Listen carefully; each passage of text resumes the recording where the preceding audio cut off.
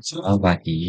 Hari ini saya akan mengucapkan kedatangan kedatangan agama Buddha di Malaysia. Nama saya ialah Eddie. Student ID saya ialah AIT 24096061. Kita mulakan dengan sejarah awal kedatangan agama Buddha di alam Melayu. Sejak abad ke-7 hingga ke-13, Kerajaan Sriwijaya memainkan peranan penting dalam penyebaran ajaran Buddha. Berpusat di Sumatera, kerajaan ini menguasai laluan perdagangan maritim yang sibuk dan menjadikan pengaruh agama Buddha kuat di rantau ini. Semenanjung tanah Melayu yang terletak di antara laluan perdagangan penting dapat manfaat besar daripada pengaruh ini.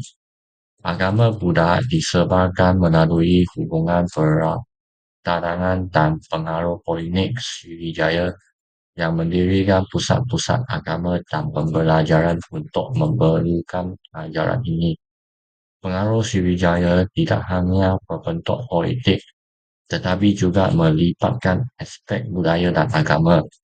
Dengan kerajaan ini sebagai pemimpin maritim, ajaran Buddha mudah meresap ke dalam kehidupan masyarakat setempat di semenanjung tanah Melayu yang turut menyaksikan pembinaan Kandi dan Biara.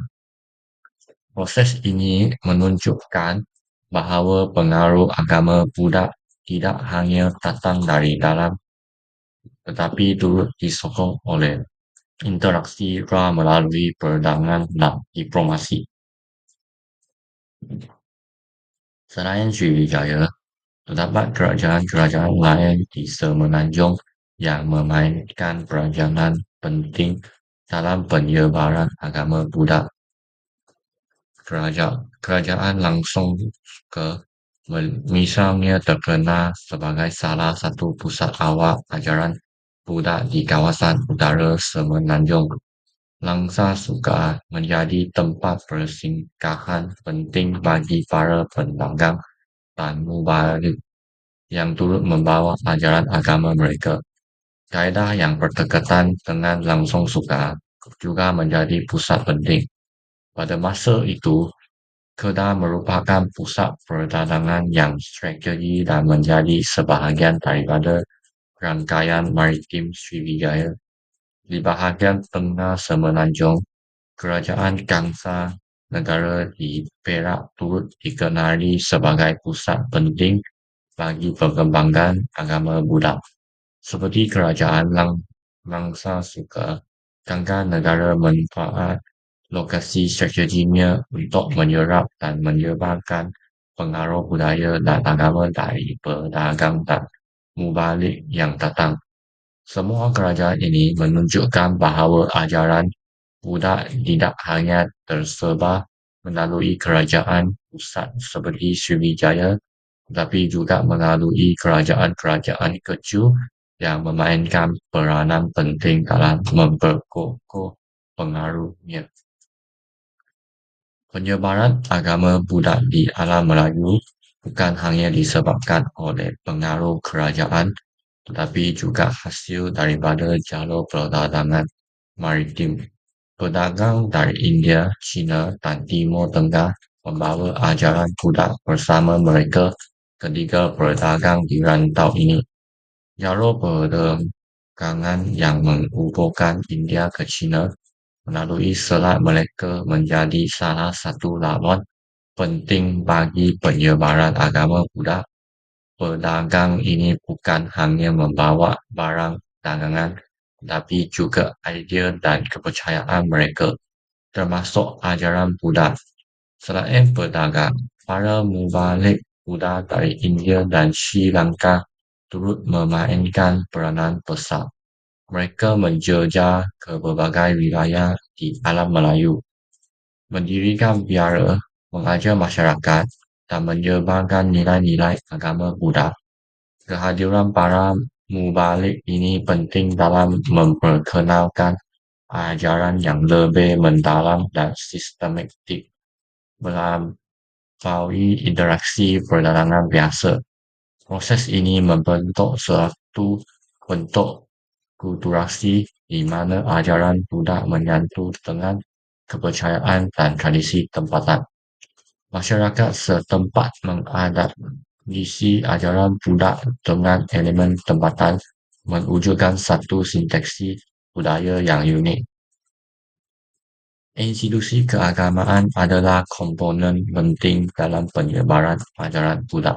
Komuniti para biku atau biksu yang dikenali sebagai Sangha menjadi jantung kepada pengajaran dalam penyebaran agama Buddha.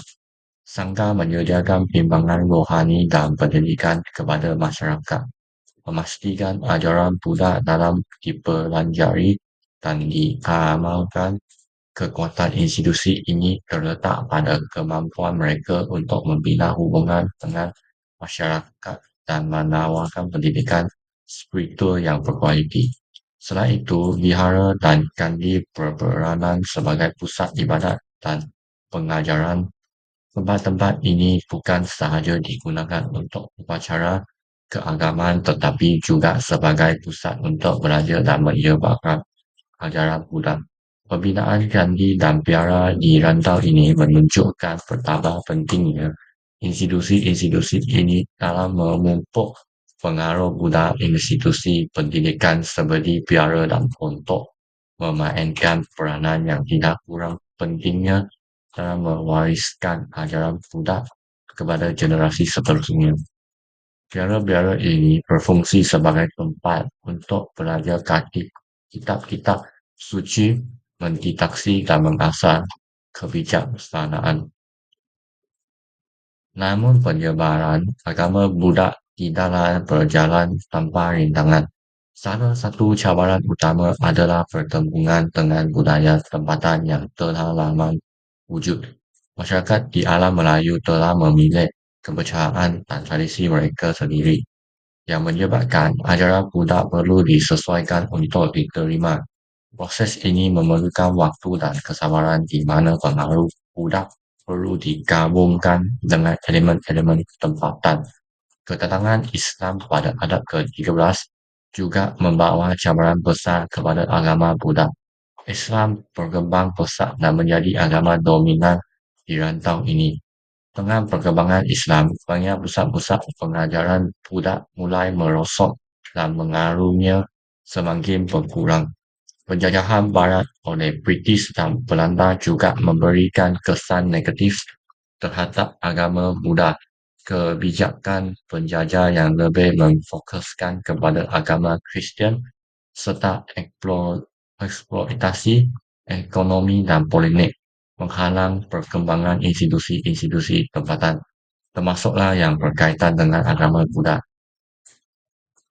Walaupun menghadapi cabaran, kedatangan agama Buddha memberi kesan yang mendalam di berbagai aspek kehidupan masyarakat Melayu.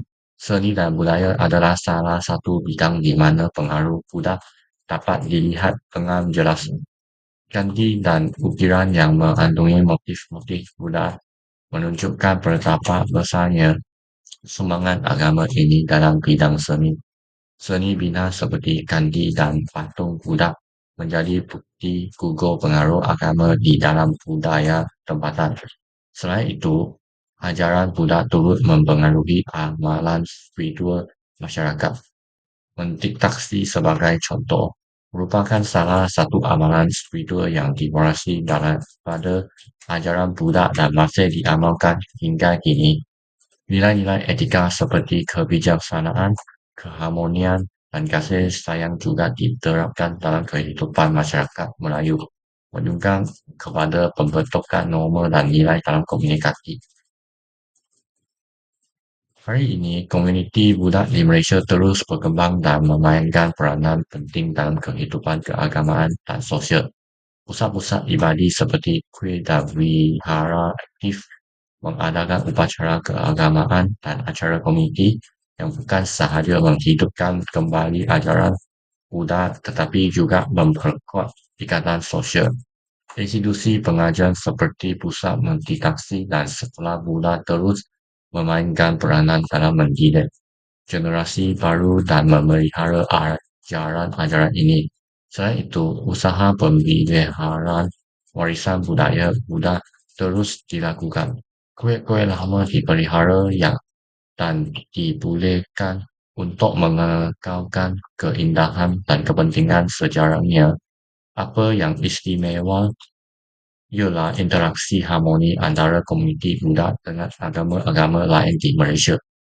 Walaupun terdapat berbagai latar belakang agama di negara ini, toleransi dan saling menghormati menjadi asas yang membolehkan semua agama, termasuklah Buddha, hidup berdampingan dengan aman. Ini mencerminkan masyarakat Malaysia yang berbilang kaum dan berbilang agama, yang tetap bersatu dalam kepercayaan mereka.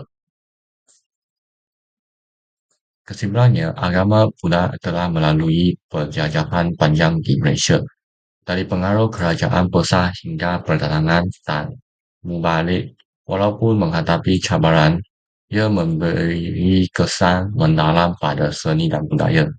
Kini komunikasi Buddha terus berkembang dan hidup berdampingan secara harmoni dengan agama lain, mencerminkan toleransi dan kebahagiaan Malaysia. Terima kasih.